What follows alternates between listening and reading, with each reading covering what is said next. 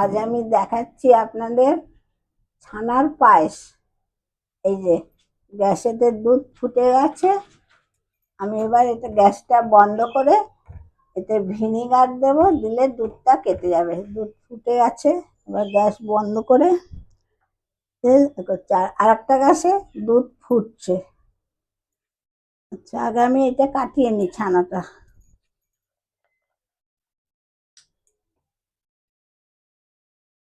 Gas বন্ধ আছে এটা।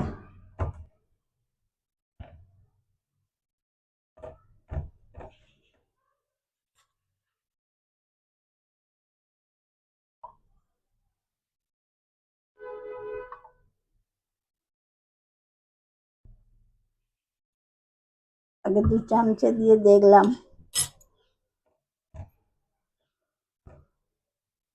একটু একটু করে এরকম নাড়ালে দুধটা কেটে যাবে।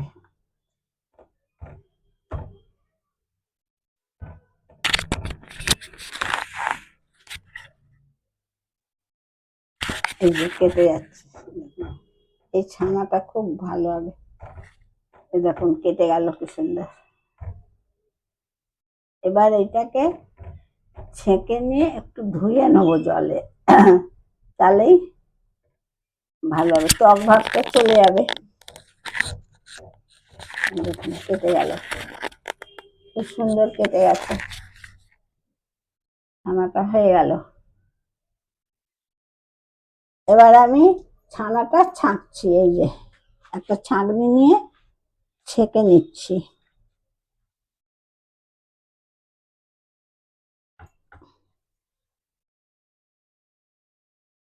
জল দিয়ে করে নেবো।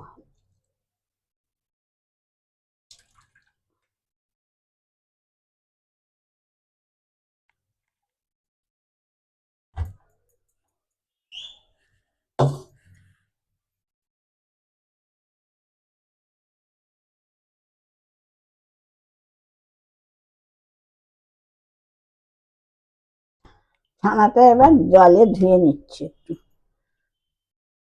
ছানা, আচ্ছা এই যে ছানাটা জল দিয়ে ধুয়েছি, এবার ছেঁকে নিচ্ছি ভালো করে জলটাকে।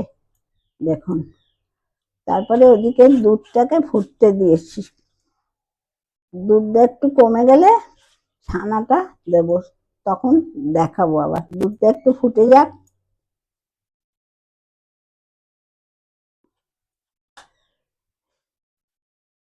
দুধটা ঘন হয়ে গেছে। এই যে এবার এর মধ্যে আমি ছানাটা দেবো, আর তারপরে এই যে কাজু, কিশমিশ আর এই চিনি, এই 3টে দেবো। এমন কিছু লাগে না, সব দুধেরই কাজ। এবার আমি ছানাটা দিয়ে দিচ্ছি। ছানাটা ওইভাবে করলে দেখুন খুব দানা দানা আছে, হয় কিরকম, বেশ ভালো হয়। এই ছানাটা এবার দিয়ে দিচ্ছি।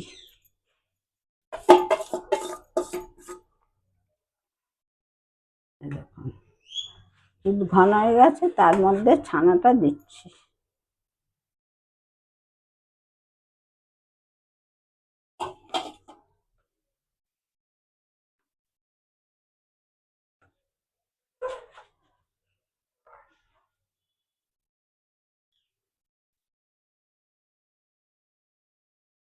এবার একটু ফুটবে, একটু ছানাটা দিয়ে একটু ফুটিয়ে নেব।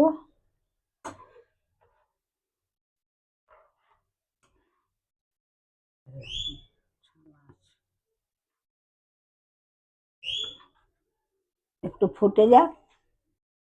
এবার আমি চিনি দিচ্ছি।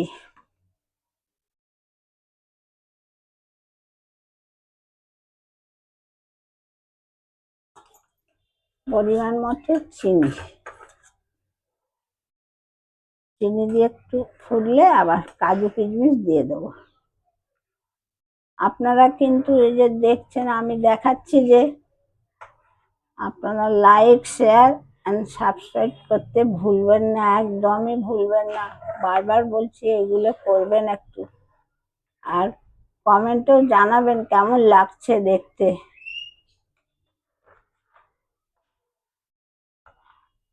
এই এবার কাজু দেব।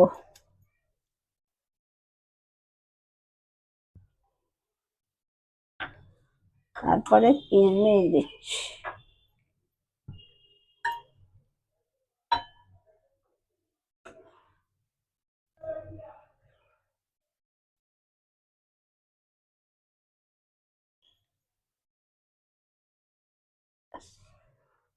আর একটুখানি ফুটলেই নামিয়ে দেবো, হয়ে গেল। এটা খেতে খুব ভালো লাগে। অনেকে ভয় পায় দুধেতে ছানা দিলে যদি কেটে যায়, না কাটে না। আমি যেভাবে করলাম ওইভাবে ছানাটা কাটাবেন, ভালো হবে। তাহলে ছানাটা এই যে এরকম বেশ দেখা যাবে, শক্ত হয় একটু, তাতে ভালো হয়।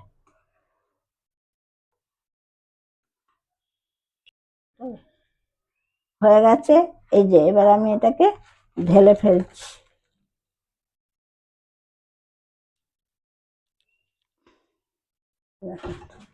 ঢালা হয়ে গেল। এবার এই যে হয়ে গেল আমার ছানার পায়েস। লাইক, শেয়ার অ্যান্ড সাবস্ক্রাইব একদম ভুল না হয়, তাহলে আমি আরো ভালো ভালো রান্না দেখাবো।